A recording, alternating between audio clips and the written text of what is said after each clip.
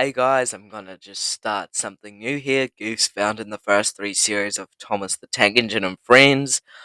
These goofs were either found by Thomas the Tank Engine Wiki or me because, like me, I like to keep on the lookout for stuff since, GWR Studios has really missed out on a lot of stuff. And yeah, I can't leave it all unanswered. The editing of these videos will be very basic, not much editing involved, just the sound effects and O-face. I'm not going to add all these excessive memes on Hail, no. So, yeah. So, here is every single goof in Thomas and Gordon. I'm just going to start it off, so I'm not gonna waste any more time. By the way, there's no guaranteeing that I'm going to continue off from Series 4. I'm not going to do that. Just Series 1, 2, and 3. Nothing else. Depends, but not a lot of free time, so, yeah. Let's do this. First episode of the series, and we already have a goof!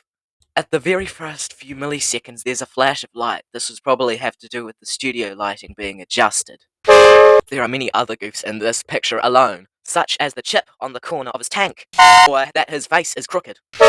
His eyes are slightly wonky. His dome is crooked. The whole front of his buffers is entirely covered in dust and scratches.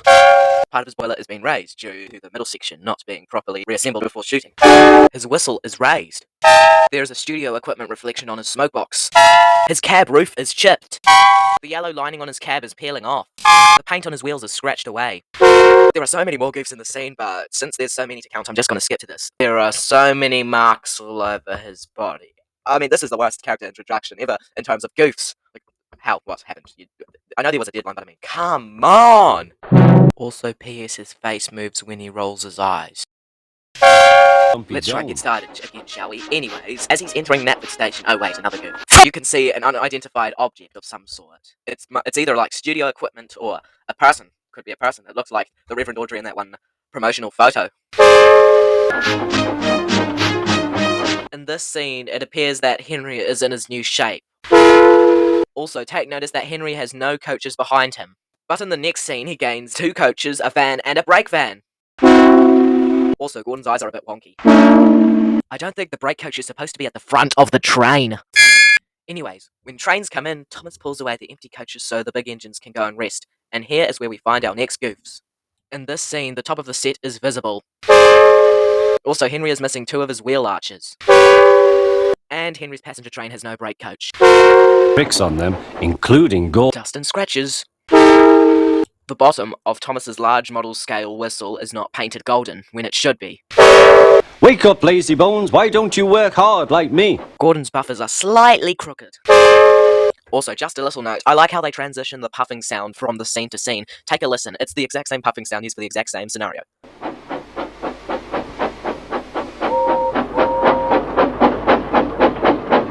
Anyways, there are 2 goofs in this scene right here. First of all, there is studio equipment reflection in the pond, or the swamp, or whatever you want to call it. And secondly, the tracks sag a bit. Tired. He was just going to sleep when Thomas came up in his cheeky way. And here is where we find our next goofs. First of all, these buffers aren't connected to the tracks in front of them. And secondly, Thomas and this brake van moves a bit because of the jump cuts. Also, you can see Thomas's smoke disappear also because of the jump cuts. There's that light flashing again. And crooked lamp irons.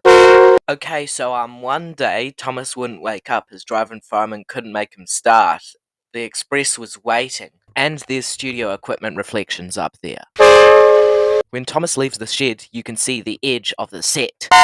Also, take note that in this scene, Gordon is in platform 2 and there are no coaches beside him. When Thomas puffs in, the coaches magically appear and Gordon is now on platform 4. Also, there's this very random lamp handle that only appears very occasionally. Hurry up, you, said Gordon. Thomas's lamp looks very damaged, and where's the coaches? Also, take note of these points leading from platform 5 to 4. Gordon reversed quickly and was coupled to the train. If you look closely in the background, you can see something moving. It's most likely a crew member. Also, when Gordon is reversing, this buffer is very crooked. Get in quickly, please. Knapford Station should most definitely be there.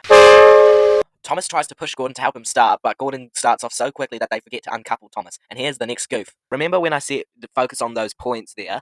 Well, they've disappeared.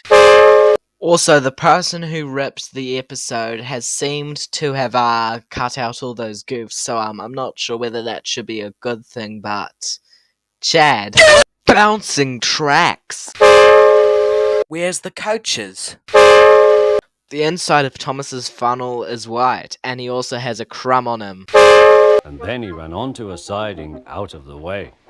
First off, in this close-up of Gordon, Owl's bridge should definitely be there. There are gaps above his eyes. And there's a chip on his cylinder.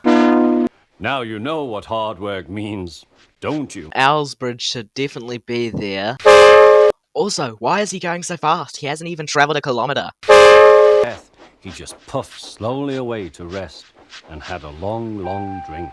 Studio lighting reflection and wonky eyes. Okay guys, here's the ending scene, but there's one more goof. You can see where the hills end. It's like cut off at the edge of the set. Well, for the first episode ever of Thomas and Friends, that is a lot of goofs. 60 goofs. I think that's more than Thomas and the Magic Railroad, maybe. Maybe just a little more. If it's more than the Thomas and the Railroad, then I'm gonna crash out. Just kidding. But if you stay to the end, thanks. I hate recording my voice, and using Ringo AI would be cringe, so later.